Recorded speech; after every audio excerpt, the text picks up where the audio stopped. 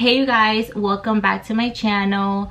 For today's video, I decided that I will show you guys how I achieve my face makeup, how I do my foundation, contour, bronzer, blush, everything, so it could look very seamless and snatched. So if you guys want to see how I achieve my base makeup or a flawless face makeup, then keep on watching. So to achieve a flawless base and a flawless face, you first have to start off with obviously moisturizing and hydrating your skin, which I already did because I did my eye makeup. But one of the key things that you need to have to achieve a flawless skin is to have the perfect foundation that works for you. I've tried various foundations throughout the past, and I came down to the one that I truly like the best for the look that I am going for, and that is the Makeup by Mario in the shade 140. This to me is the best shade that works best for me, and it always gives me that nice flawless seamless look. So besides a good skin routine, you always have to find the best foundation that works for your skincare, and for your kind of the type of skin that you have. My skin is very normal. It's not oily, it's not dry, it's in the normal range, so this foundation works best for me. For my skin, I always like to use a beauty blender. I know that some people like to use brushes. I use brushes for kind of my concealer, but for my actual foundation, I use a beauty blender. And I bought this one from Shein. I actually like it a lot. It's really soft. I like them to be really soft. I feel like if they're hard, they're not going to blend in the product just as good. They're kind of going to soak in the product. I'm going to use one full pump. And sometimes I'll get a little bit more, but I'll kind of work with this first, and then I'll see where it takes me. Put 100 gram on it. Anything I said, I stamp on it. In a private plane, I lamp on it. Lele then call me Bankole, cause I walk around with the bank. Whenever you are putting any products on, you always want to use a tapping motion. Don't drag your product, don't drag your foundation, just tap in the product.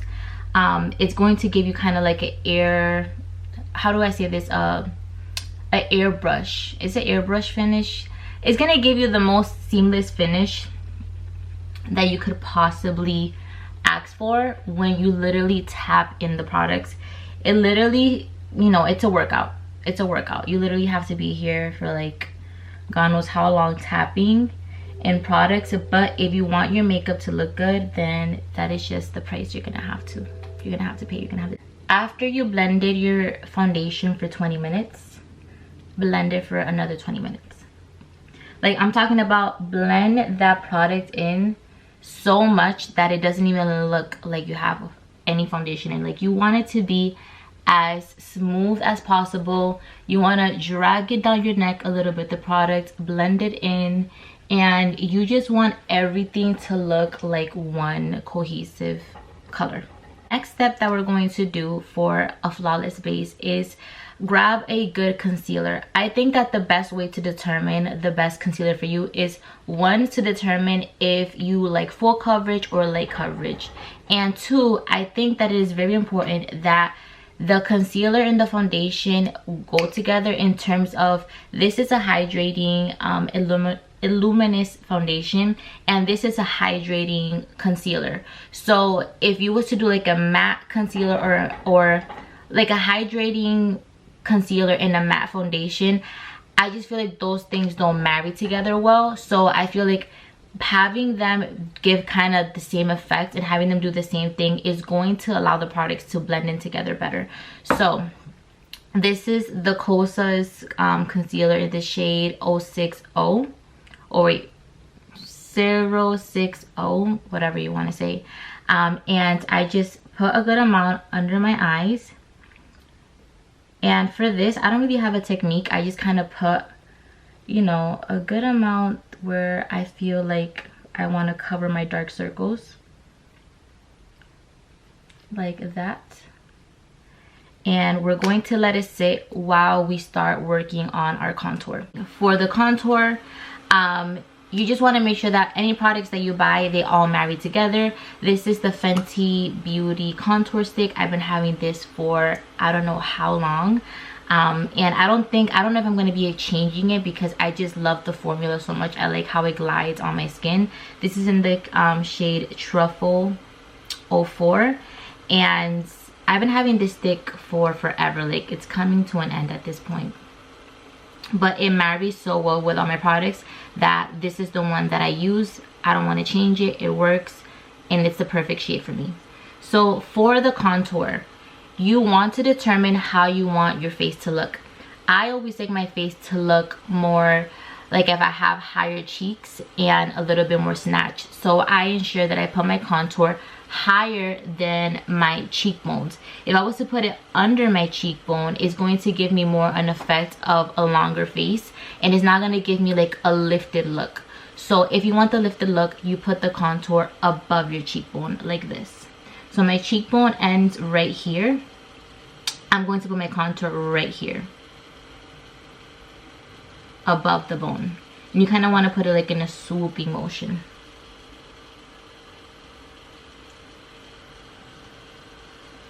You also want to aim to kind of have them be on the same location, because when you blend them in together and you do the blending, you want the shadows to be cohesive. You don't want one to be down here and one to be up here. It's not gonna look right. So when you're drawing down your lines, just make sure that it's as cohesive as possible. And then for the chin, it depends. Sometimes I only want to focus like on the peak of my chin. I want it to be a little bit more pointy. Sometimes I really want to contour the whole thing. Today I'm going to just do a little bit like this, nothing crazy. For the blending of the contour, I always like to start off with a brush. This is the brush from e.l.f. It's called Ultimate Blending. I love this brush. It's really dense, so it really helps move the product along really well. I don't have to like do too much. I don't have to fight with the product for it to move. It will move the product for me. Anytime that you're blending anything on your face, you want to go in an upward motion. If you do downward motion, it's going to give you an effect of a long face.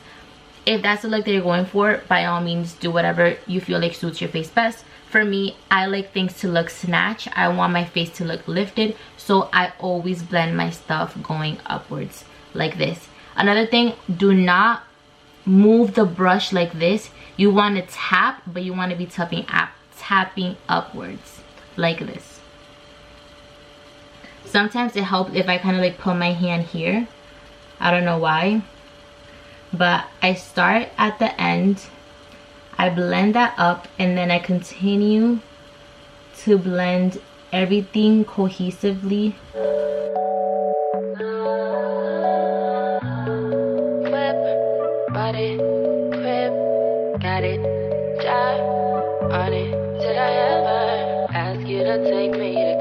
Shopping in Paris or go sailing overseas and just drape me in Gucci, no. All I ever asked was you to pick up the phone when you alone. All I ever asked was you to show me. And then for the chin, same thing. You want to blend it going upwards because you want your jaw to give that snatched effect. You don't want to just do only downwards or forward. It's just not gonna look great. If you claim you want me, it ain't no thing. You acting kinda shady. You ain't been calling me baby, boy, you can go stop playing games, After you blend it with a brush, you are then going to grab your beauty blender again, and you're going to go over all those areas that you just blended with the brush. I'm telling you, it's a lot of blending, but by the time you are done, your makeup should look flawless.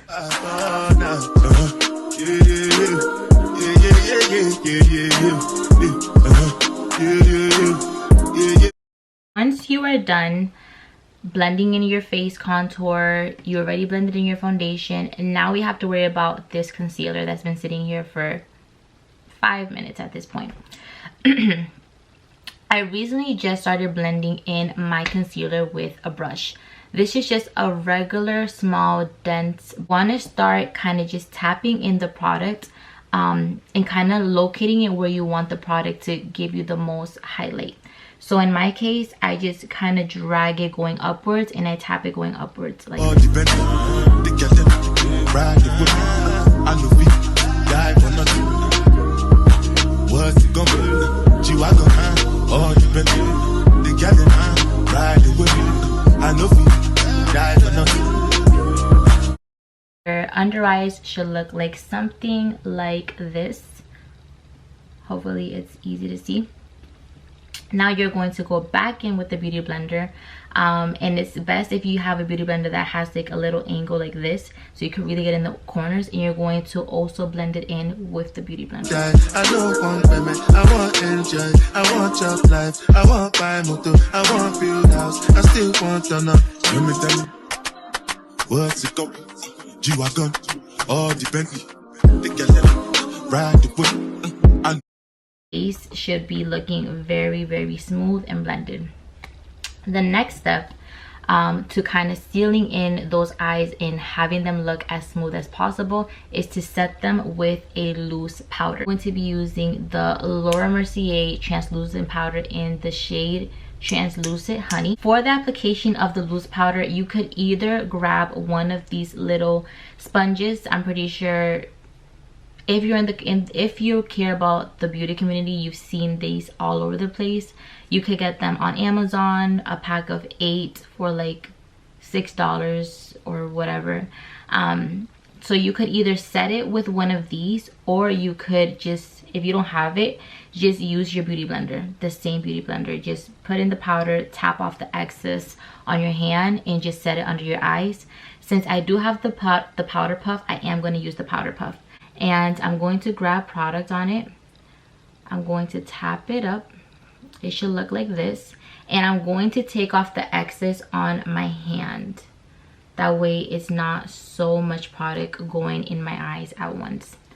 So before I put that on, I'm going to grab the beauty blender and I'm going to just make sure that there's no creases under my eyes. Right after that, I'm going to grab the product. I'm gonna look up and I'm gonna tap it in the areas that I just applied that concealer.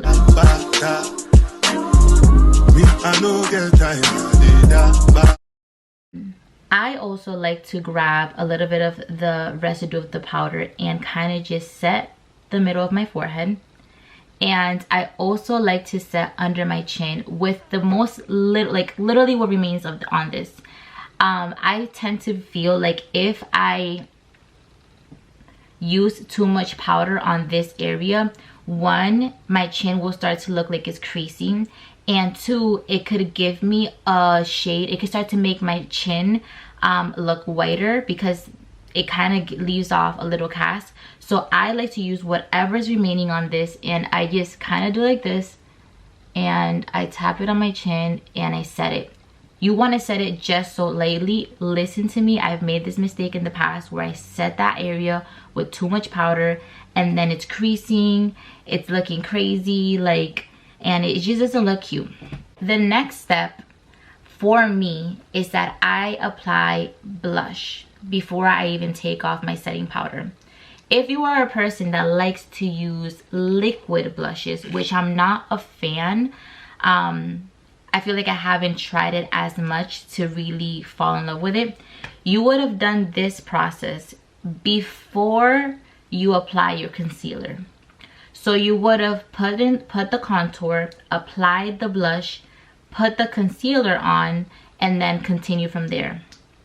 Since I am not a fan of liquid blush yet, maybe I will get into it some other time. What I do from here is that I grab any blush that I'm going to use. This is the Juvia's Place from, yeah, this is the Juvia's Place volume 4. I was gonna say from where is Juvia's Place. This is what it looks like. I don't know if you could see it. Looks like this. And I like to apply my blush while I have my setting powder on my face. I feel like it helps give it more of a smooth effect. So I'm going to grab the pinkest one because I love Barbie pink. Dust some of the product off and slightly tap it on the areas that I want the blush to be on. Now we are going to grab a, how do I say this, like a dusting brush, and you just want to dust off some of this product off. After that, you're going to grab your beauty sponge again, and you just want to press in everything that you just did and kind of just marry everything together.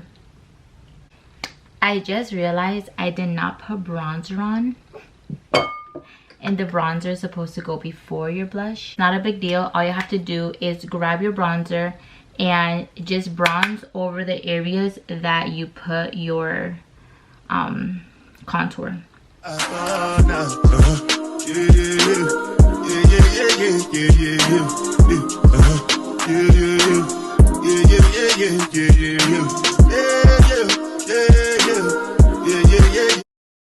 Once you get to this point, you are typically done. You're done. You could literally just get a setting spray, set your face, you're done, you're good to go.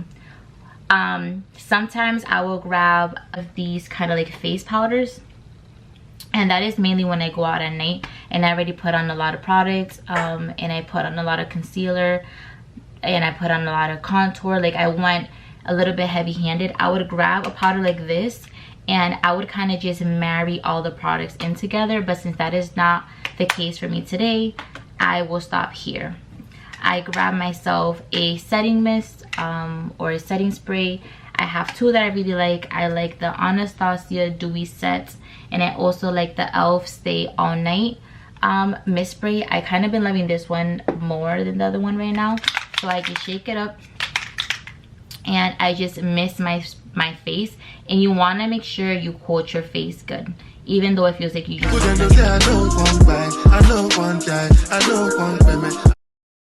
want to grab your fan if you have one in hand. This is why. And you just want to dry everything up. What's it go?